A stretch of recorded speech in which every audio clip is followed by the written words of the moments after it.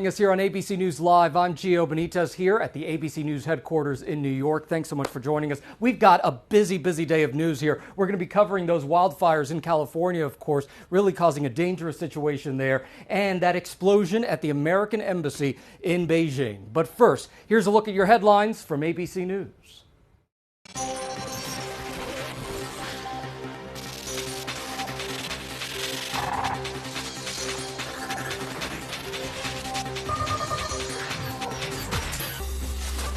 The Trump administration is in a race against time to reunify all 2,500 migrant kids separated from their parents at the border. Today's the court-imposed deadline, but officials say they will fall short.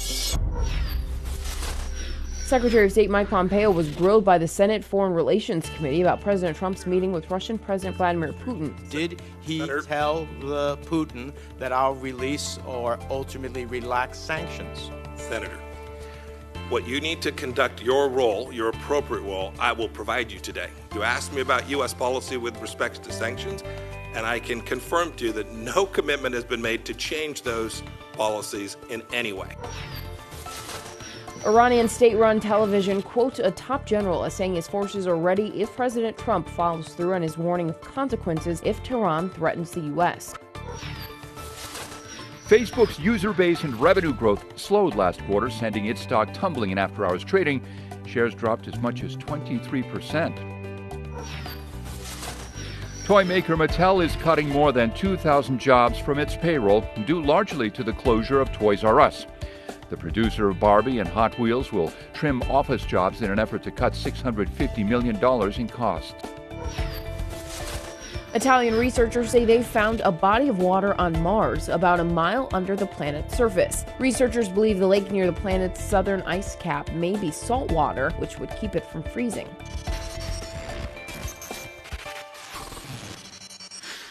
And we are going to start here with those wildfires in California, really causing that dangerous situation. Towns have been evacuated there. Our Will Carr is in Hemet, California right now. Will.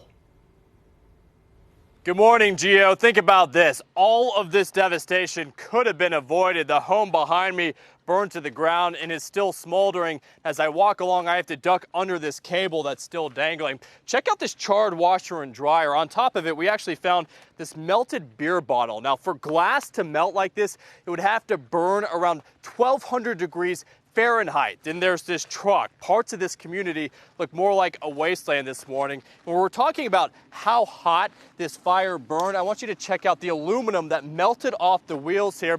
And then this really stuck out to us. What's left of this hose? You can imagine the homeowner racing across this property, trying to water down everything as those flames encroached, but it just happened too quickly, and you can see what's left. This morning, authorities say this all was started on purpose. A suspect is behind bars. Witnesses say they saw this man driving around this area, allegedly starting fire after fire. He's facing 5 counts of arson. And looking forward to the rest of the day, there's still going to be bad fire conditions here on the ground. There's going to be those scorching triple-digit heat temperatures throughout the rest of the day. Fire crews here really going to be struggling with those conditions as they continue to try to up their containment numbers. Gio. Oh, Will, just unbelievable destruction there. Thank you so much, Will Carr, there in Hemet, California. From those fires in the east and the west, we're going to turn now to the east and that extreme flooding. Rob Marciano is there in Hummelstown, Pennsylvania. Wow, Rob, you've got a lot of water there. We do. Only, Gio, if we could get some of this water over to some of those wildfires, we'd be in business. But as you know, that's not the way weather works. We've got this big trough here that gave us 5 days of relentless rain. And in response to that, you got the heat out west. So here's the rain, here's the water. This is technically a creek, a Swatera Creek. It does often flood, not to this extreme. Today, it is obviously a raging river coming around the side of this building and really accelerating. You've been in these things. You know just how powerful even a few inches of rushing water can be, and this is a force just to walk through. So a number of roads have been closed. Some people have been swept away, at least one fatality, and there's one person missing as well.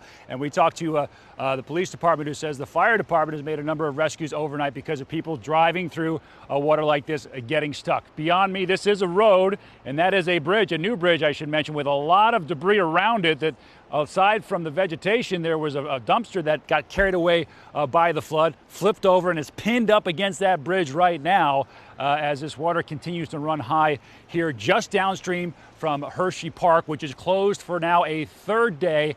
This is the highest level, Gio, since 2011, which was the record set as far as the floods go, and that was in a combination of two tropical systems. No name system with this one, but sure, a lot of rain, a record amount here for the month of July. Gio? Yeah, Rob, those roads really look more like rapids right now behind you. Tell us, are people evacuating? I imagine so, right? Yeah, last night there were more evacuations that were held in place of some low-lying subdivisions. They may or may not be allowed to go back home. Today, upstream from here, the water is beginning to recede a little bit more quickly. Here, it's a slow, painful one. You can kind of see on this building some of the wet marks here in the last few hours. It's drying up now. Thankfully, the sun's out. Today, by the way, will be the first dry day in several. Some plaques on this old building. The one that's revealed there, that's 1975. Hurricane Eloise, high water mark there, and then way up there, 1972, Hurricane Agnes. That was a big one as well, and the 2011 flood hit that mark as well. So this is an area, yes, that floods, but not to this extent and not very often. So the cleanup's going to begin for some, but a lot of this water, Gio, is heading downstream to the Susquehanna River, which has yet to crest, and that will do so later on tonight in the populated town, the capital of Pennsylvania, Harrisburg. So they're making preparations for higher water down there. But today, at least, it won't rain. Tomorrow's a different story, Gio. All right, hopefully that water will start receding very soon. And just a reminder, you're in there with the right equipment, but people should not be getting into that water because the longer that water stays there, the more bacteria and all of that. So we want to be sure that people know that, right? Yeah, absolutely. I mean, I'm just dipping my toes in it to illustrate just the force of what a little bit of water it can do. But you know better than anybody else that floodwaters can certainly have a lot of things going on. I should mention that there's a water treatment plant just upstream from that is built up on higher ground, and that has not been compromised at all. So the water here in town is good and not as catastrophic as it would have been some decades ago. And there comes the sun again, a welcome sight certainly as folks begin here to clean up across the Susquehanna Valley. All right, hopefully drying out.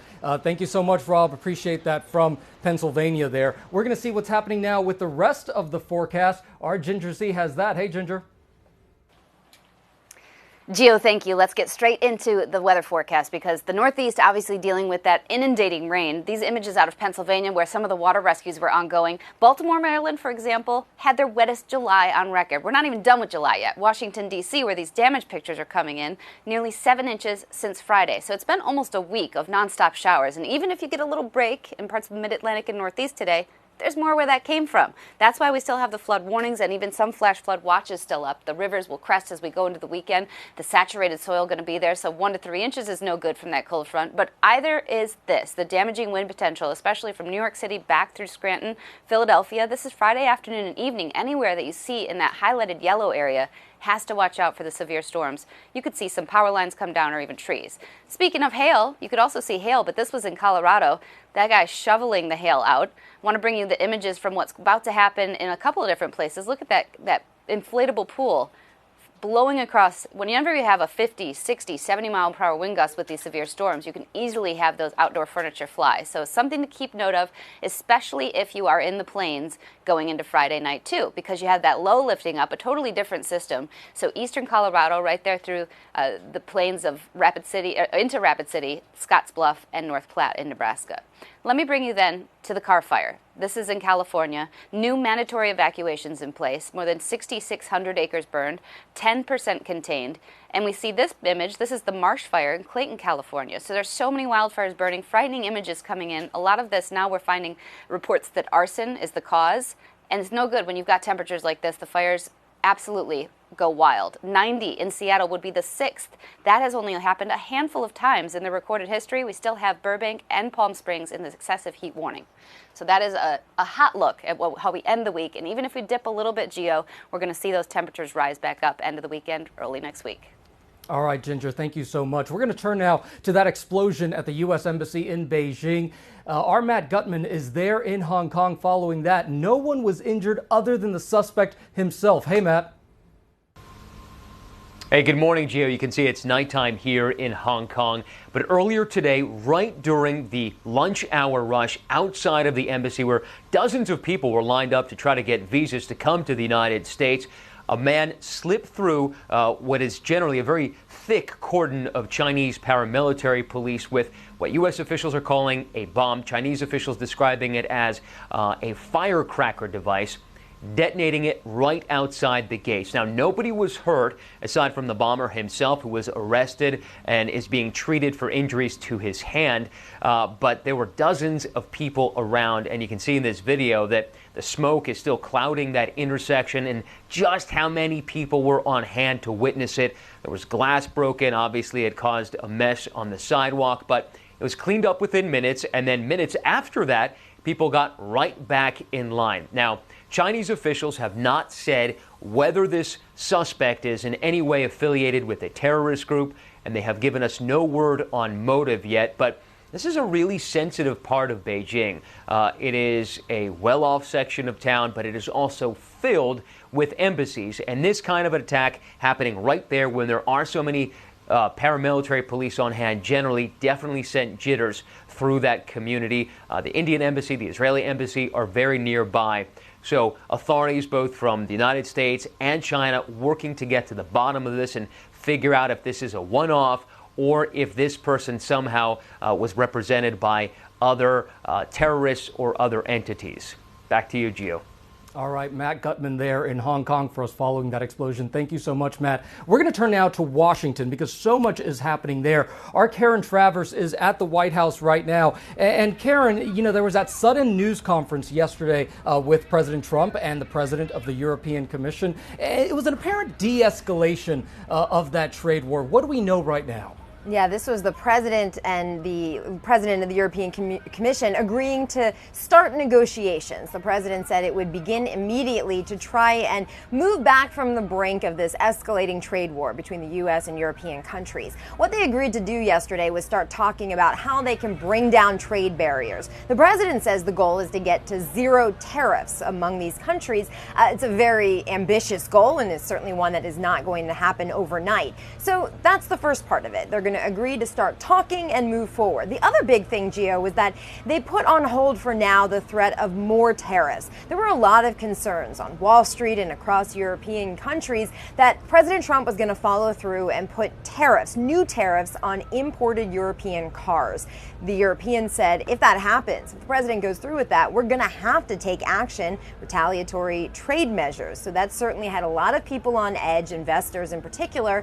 Yesterday they said we're going to not do that for now. Now, Gio, we've certainly seen the president issue threats, declare success that they've walked back from the brink. But if things are not going the way he likes over the next couple of weeks and months when it comes to European trade issues, I wouldn't be surprised if we see that threat brought back out and put on the table. Remember, it was just 11 days ago where the president said the European Union was a foe because of bad trade deals. Yesterday, we saw the president quite literally hugging the president of the European Commission and declaring everybody's getting along because now they're going to start negotiations. Yeah, the president actually tweeting that photo that appeared to show the president of the European Commission actually kissing him. Or throwing him. Yeah, exactly. All right, listen, our phones blew up yesterday because we got that alert that some Republican lawmakers were actually moving to impeach Deputy Attorney General Rod Rosenstein. He, of course, supervises the Russia investigation. What do we know about that right now? Is it legit?